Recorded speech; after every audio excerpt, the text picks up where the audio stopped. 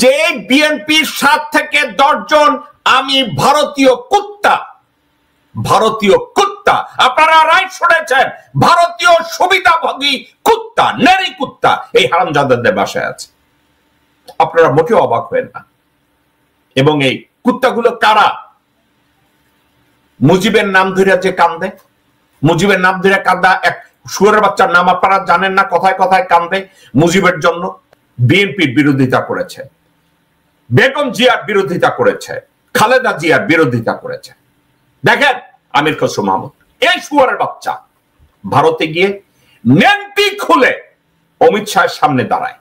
অমিত শাহের সামনে দাঁড়িয়ে বাংলাদেশকে জাহান্নাম করার পরেও এই লোককে বিএনপি কিছুই বলে না।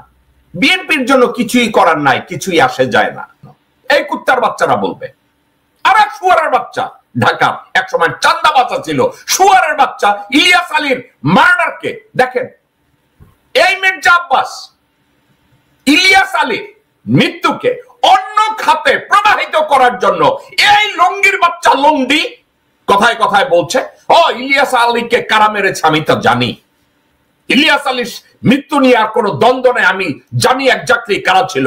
এই শুয়োরের বাচ্চা চেষ্টা করেছে আওয়ামী লীগকে ক্লিন করতে। বাংলাদেশের এক হুবড়ি আছে না, আগে আওয়ামী লীগ করতো, পরে ওই গামছাওয়ালা সিপাই এক ধর্ষক আছে না, যাকে আবার বীরুত্তম দিছে, বাংলাদেশে বঙ্গবীর দিছে। ওই কুত্তার বাচ্চাকে বঙ্গবীর দেওয়ার জন্য সত্যিকারের বঙ্গবীর ওসমানীকে ভুলিয়ে দেয়া হয়েছে। এক ভুয়া বঙ্গবীর আছে দাড়ি বোস রাখা, এক শুয়োর ভারতীয় কলকি পরা হাড্ডি। ভারতের রিপাবলিক টিভির একটা টক শোতে গেছে, টক শোতে যে ওখানে তাকে উলঙ্গ কইরা দিতেছে। আপনি কি জানেন এই ফজলুর রহমান রে কি করতেছে? ফজলু বাবু এরকম করে কথা বলে, ফজলুর রহমান বাবু। এই বাবু তাকে 10 বার কলা বলার পরে এই হুবড়ি টের পাইছে যে তারে বাবু ডাকতেছে। পরে কি মোর নাম ফজলু বাবু না, মোর নাম ফজলুর রহমান। জয়সওয়ালের কাছে খবর আছে বাংলাদেশের হিন্দু মেয়েরা রাস্তায় নামলে তাদেরকে চাটে, শুধু মুসলমানরা নাকি তাদেরকে ধরে ধরে চাটে, উলঙ্গ করে এবং টেনে হিস্ট্রি নিয়ে যায়।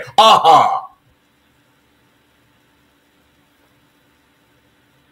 দর্শকবৃন্দ আমি জানি না। আরো একটা কথা দর্শকবৃন্দ, আমাকে মাঝে মাঝে প্রশান্ত গাঙ্গুলি হচ্ছে সত্যিকার অর্থে সনাতন ধর্মাবলম্বী একজন বাংলাদেশি, গর্বিত বাংলাদেশি। গত 27 বছর ধরে আমি ওকে চিনি, ছোট বাচ্চার থেকে চিনি। প্রশান্ত গাঙ্গুলি মাঝে মাঝে কিছু ভিডিও পাঠায় আমাকে, গতকালকের কিছু ভিডিও পাঠিয়েছে। আমি এই ভিডিওটা দেখলাম। বাংলাদেশের এক হুবড়ি আছে না, আগে আওয়ামী লীগ করতো, পরে ওই গামছাওয়ালা সিপাই এক ধর্ষক আছে না, যাকে আবার বীরুত্তম দিছে, বাংলাদেশে বঙ্গবীর দিছে। ওই কুত্তার বাচ্চাকে বঙ্গবীর দেওয়ার জন্য সত্যিকারের বঙ্গবীর ওসমানীকে ভুলিয়ে দেয়া হয়েছে। এক ভুয়া বঙ্গবীর আছে দাড়ি বোস রাখা, এক শুয়োর ভারতীয় কলকি পরা হাড্ডি কাদের সিদ্দিকী। তার পার্টিতে গেছিল এক হারামজাদা আছে না, আমি হারামজাদা বলবো না, উনি বলছে উনি নাকি খুব নীতিবান একজন মানুষ, উনি নাকি শিক্ষিত একজন মানুষ, উনি নাকি ভবিষ্যৎ প্রবক্তা। ওনার নাম ফজলুর রহমান। মাঝে মাঝে এমন ভাবে নিজেকে প্রকাশ করে। আমি দেখলাম ভারতের রিপাবলিক টিভির একটা টক শোতে গেছে, টক শোতে যে ওখানে তাকে উলঙ্গ কইরা দিতেছে। আপনি কি জানেন এই ফজলুর রহমান রে কি করতেছে? ফজলু বাবু এরকম করে কথা বলে, ফজলুর রহমান বাবু। এই বাবু তাকে 10 বার কলা বলার পরে এই হুবড়ি টের পাইছে যে তারে বাবু ডাকতেছে। পরে কি মোর নাম ফজলু বাবু না, মোর নাম ফজলুর রহমান। দর্শকবৃন্দ উনি বলেছেন না ফজলুর রহমান। একেবারে উলঙ্গ করে ওনাকে ছেড়ে দিল, কোনো কথার জবাব ঠিক মতো দিতে পারে না।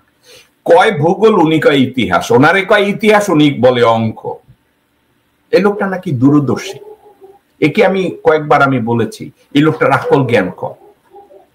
কালকের আমি রাত্রে প্রশান্তের পাঠানো 3টা ভিডিওতে ফজলুর রহমানকে যেভাবে রিপাবলিক টিভিতে উলঙ্গ করেছে,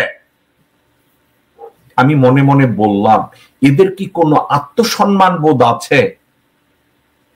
ওনার কি কোনো আত্মসম্মান বোধ, রুচিবোধ, বিদ্যা, কোন চরিত্র, কোন দূরদর্শিতা, এগুলো কি কিছু আছে? তাকে দেখলাম উলঙ্গ করে দিল।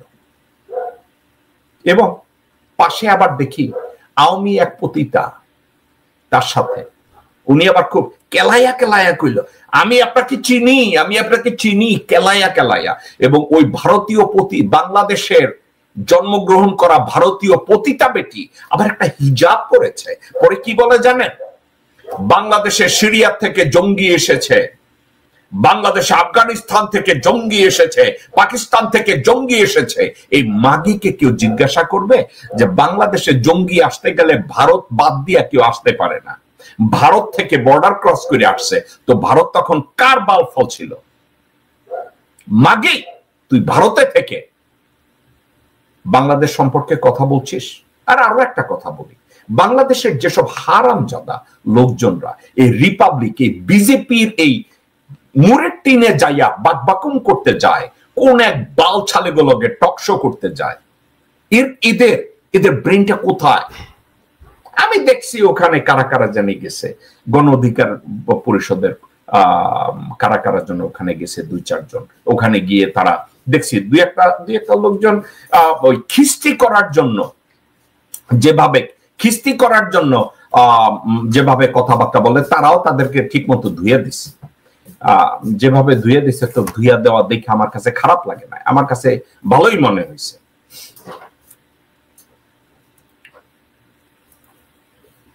তো তাদেরকে কেন ভালো মনে হয়েছে আমার মনে পড়ে যে আমি ছেলেটাকে একবার ইন্টারভিউ করছিলাম, থোয়াই চিংমং শাক, সে বোধহয় গণ অধিকার পরিষদ করে। তাকে যখন ওখানে নিছে রিপাবলিক টিভির ওখানে, থোয়াই মং চিং শাক, সে তাদেরকে ধুইয়া দিছে। তারপরে আর এক ভদ্রলোক ছিল মজুমদার, কি মজুমদার যেন, সেও ধুইয়া দিছে। এখন আমি এটাকে লিটারের ধোয়া বলি না, কিন্তু রিপাবলিক টিভির যে স্ট্যান্ডার্ড, ওই স্ট্যান্ডার্ডে তাদেরকে ঠিক মতো ধুইয়া দিছে। কিন্তু সমস্যাটা হইছে যে এই ফজলুর মতো লোকজনরা যখন যায়, উনি আমার বাবার বয়সী, ফজলুর রহমান সাহেব, উনাকে যদি আমি ইজ্জত দিয়ে কথা বলতে যাই, আর উনার ইজ্জত, উনি যদি উনার বয়সকে সম্মান না করে, উনি যদি উনার শিক্ষাকে সম্মান না করে, উনি যদি উনার আক্কল বুদ্ধিকে রিকগনাইজ না করে, আমি কিভাবে ওনাকে সম্মান দেব?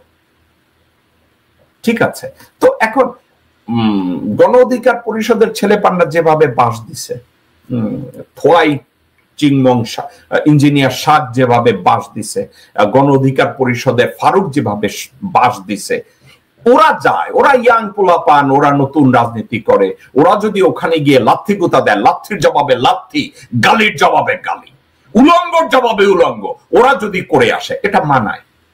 কিন্তু বিরক্তি কখন লাগে জানেন? এই ফজলুর রহমানের মতো লোকজন, শামসুজ্জামান দুদুর মতো লোকজন ওখানে গিয়ে যখন অসহায়ের মতো আচরণ করে, বলদের মতো আচরণ করে, অজ্ঞের মতো আচরণ করে, এবং তাদেরকে বাবু, শ্রী এসব নামে তাদেরকে খোঁচাইয়া খোঁচাইয়া বাংলাদেশকে অসম্মান করে, এবং আওয়ামী লীগের মুসলমান নামধারী প্রতিটা যাদেরকে ঘোমটা পড়াইয়া ওখানে বসাইয়া বাংলাদেশের বদনাম করে, এবং এই বক্তব্যগুলোকে তারা পরোক্ষভাবে সমর্থন করে। যে বিএনপির 7 থেকে 10 জন আমি ভারতীয় কুত্তা, আপনারা রাইট শুনেছেন, ভারতীয় সুবিধাভোগী কুত্তা, নেরি কুত্তা এই হারামজাদাদের বাসায় আছে। আপনারা মোটেও অবাক হবেন না। এবং এই কুত্তাগুলো কারা? মুজিবের নাম ধরে যে কান্দে, মুজিবের নাম ধরে কান্দা এক শুয়োরের বাচ্চার নাম আপনারা জানেন না, কথায় কথায় কান্দে মুজিবের জন্য। উনি খুব বড় নেতা ছিলেন মুজিব শেখ, কিন্তু এই মির্জা ফখরুলকে কেউ জিজ্ঞাসা করে না। এই মুজিব শেখের তত্ত্বাবধানে বাংলাদেশে প্রথম ক্রস ফায়ার শুরু হয়েছে। এই মুজিব শেখের তত্ত্বাবধানে বাংলাদেশে প্রথম রাজনীতিবিদদের উপরে স্ট্রিম রোলার চালানো হয়েছে। এই মুজিব শেখের আমলে প্রত্যেকটা রাজনৈতিক দলকে বন্ধ করে নিষিদ্ধ করা হয়েছে, পত্রিকাগুলোকে নিষিদ্ধ করা হয়েছে, মুজিব বাহিনী তৈরি করেছে, প্যারালাল রক্ষী বাহিনী তৈরি করেছে, সেনাবাহিনীকে নিশ্চিহ্ন করার চেষ্টা করেছে। আজকে মির্জা ফখরুলের খুব খারাপ লাগে। এবং বিএনপি নির্লজ্জ নেতাদের কাজ কারবার আপনারা যদি দেখেন কখনো কখনো বলবেন আর দ্য রিয়াল। আমি আপনাদেরকে একটা লোকের কথা বলি, মাহফুজ আনাম, ডেইলি স্টারের মাহফুজ আনাম। এই মাহফুজ আনাম বেগম জিয়াকে যখন জিয়া অরফানেজ ট্রাস্টের মামলায় মিথ্যাভাবে ভুয়া একটা মামলায় পাতানো রায় দিয়ে হাজতে পাঠায়, মাহফুজ আনাম ওই বিচার কার্যের ডিটেল যে বেগম জিয়া অন্যায় কত নিখুঁত ভাবে করেছে, তারেক জিয়া কত নিখুঁত ভাবে করেছে, বেগম খালেদা জিয়ার উপরে যে জুলুম করা হয়েছে, একটা নিরপরাধ ভদ্র মহিলা 3 বারের প্রধানমন্ত্রীকে হাজতে রেখে দমড়ে মুচড়ে পিষে ফেলা হয়েছে, মাহফুজ আনাম কোনোদিন এ কথা বলে নাই। মাহফুজ আনাম এবং প্রথম আলোর মতি এরা সবাই একত্র হয়ে তারেক জিয়ার ডাকনাম দিয়েছে খাম্বা, একত্র হয়ে তারেক জিয়াকে বিষোদাগার করেছে, তারেক জিয়ার 14 গোষ্ঠী ধুয়ে দিয়েছে। এই মাহফুজ আনাম কথায় কথায় বলেছে তারেক জিয়ার এমন কোন কোয়ালিটি নাই যে বাংলাদেশের লিডারশিপ আসতে পারে। এবং এই মাহফুজ আনাম বলেছে বেগম জিয়ার নেতৃত্বে বাংলাদেশে ভারতের সাথে প্রথম বিভিন্ন ধরনের চুক্তি হয়েছে, যে চুক্তিতে খালেদা জিয়া সম্মতি ছিল। নির্দ্বিধায় তার ছেলেকে সে এতটা প্রশ্রয় দিয়েছে যে বাংলাদেশকে এক অভয়ারণ্য বানিয়েছে তারেক রহমান। কে বলেছে? মাহফুজ আনাম।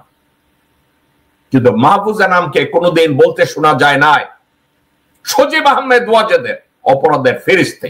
আজকের এই কথাটাকে আমি কেন টানলাম?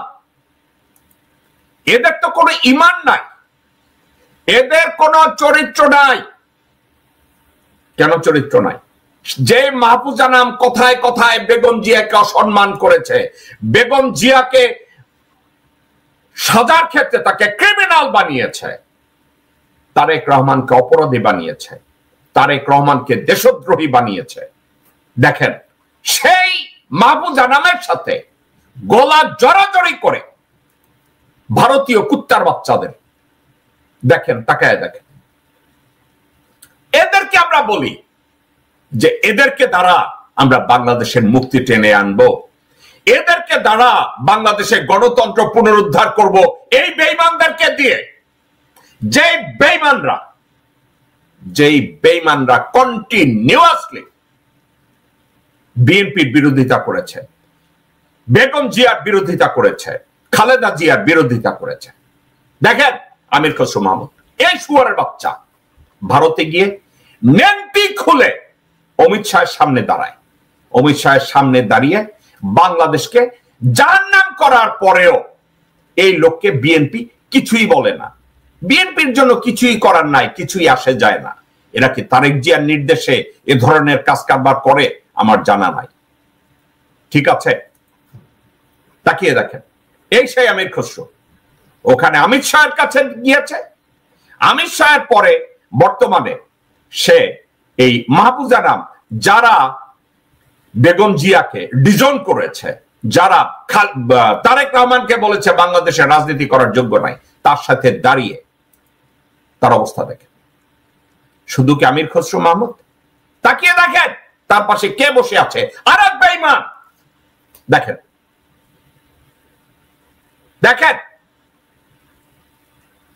এদেরকে দিয়ে বাংলাদেশ নাকি গণতন্ত্র উদ্ধার করবে, তারেক জিয়া নাকি বাংলাদেশের নেতৃত্ব দিয়ে বিএনপিকে রক্ষা করবে। তাকিয়ে দেখেন তাদের আচার আচরণে একটা জিনিস, তারেক জিয়া আর বেগম জিয়াকে বাংলাদেশে ঢুকতে দেওয়া হবে না, দরকার নাই।